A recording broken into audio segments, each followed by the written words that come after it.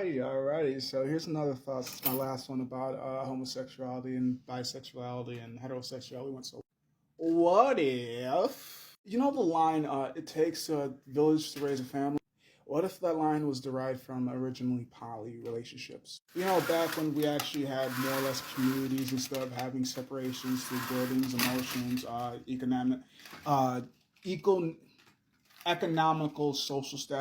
Back when, if you had a skill that I liked and admired, I was friends with you. And if I had a skill that you liked and admired, we were friends to good hunt and just do shit together. And I don't know, maybe back then we slept with each other's wives, but because we understood and had a good understanding of each other. And we had all of this out in the open, it didn't bother either of us. But nowadays, you can make a deal with somebody and still get fucked over. Like, wait, you never said, even though we shook hands, signed a contract, have it on video, but you're going to shoot me like I did something wrong. And I believe that line, it takes a village to raise a child is so very important and prominent because if you're not financially so well off that you could either choose to neglect your child or spend all the time in the child's life, what you have to realize in an average child's life, they deal with their mom, they deal with their dad. You guys are going to be the first two and the last two, typically. And then there's the teacher, there's the bus driver, there's everybody else, there's the kids, which then means there's so many different influences that you cannot quite control and so many people that you may or may not know. And with so many variables, you can question where you went wrong on your child, but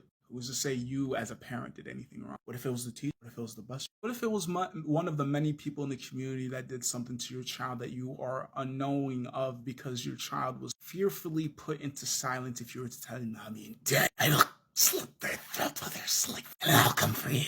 Because fear is such a big thing in life. And when you're too weak to be able to stand up against the monster, you listen to the monsters in hopes that they don't devour everything that you cherish the most. Yes, it does take a village to raise a child because a child is around a village even if mom and dad are always in the life. Mom and dad aren't always in the life. Which is why I do understand why some people want to do home parenting. Because the more I think about it, I'm like, could I trust this world to take care of my child in the instances that I am not with my child? No. But I can trust spirits because I am a protected person. I am going to trust if I was to have a child. If anything is to happen badly to my child, I will be notified. I will be aware. Rather, I be the one that takes care of it, or I'd be one of the many soldiers. My child will have no fear for that ever again. And that's something that I'm always going to teach my children for when I have. Fear no one, fear no thing. Fear is something that you can overcome inside of your brain. You only fear it because you don't know it. You only fear it because you're unaware. So know this. The pain that you go through will always be momentary. You will heal, you will overcome, and you'll rise again. But after you told me what you told me, they may never. Okay? Now go out and play.